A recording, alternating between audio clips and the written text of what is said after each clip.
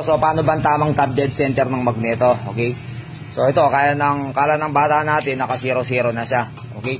So, ginagalaw niyo yung magneto, bakit gumagalaw pa rin daw ang push rod? Kasi nga ito, overall natin. Ngayon, so, naka 0-0 naman daw. Okay? So, 0-0 naman dito sa magneto. For example, fire, letter T, so top.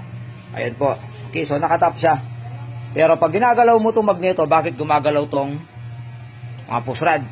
Okay? So, ibig pong sabihin, hindi pa ito naka 0-0 o top dead center o tinatawag na TDC. Okay? So, ang tamang top dead center o 0-0, dapat po, pag naikot mo ito ng ganito, side by side ang magneto na ganitong degree, dapat ito hindi nagalaw. Okay? So, ituro ko tamang top dead center. Okay? Ang tamang top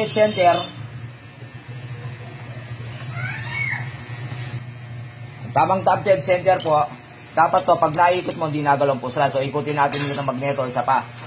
Okay? O, pagkatapos ng mabigat na to, ito na yan. Yun, no? Okay? Ayun po. So, naikot siya ng ganyan. Pangalawa, hindi na po nagalaw ang push rod. Ikot-ikot. Yun, no? Ikot-ikot ang magneto, so hindi na gumagalaw. Ayun, itap natin dito yan, letter T. Pagdating doon, yun, no? Okay? So, ayan po tamang TDC. Once na ginawa mo ganitong degree ng magneto, hindi nagalaw ang push rod. So, ayan po ang tamang TDC. Okay? So, yun lang po. Daily Mox po. Sharing is caring.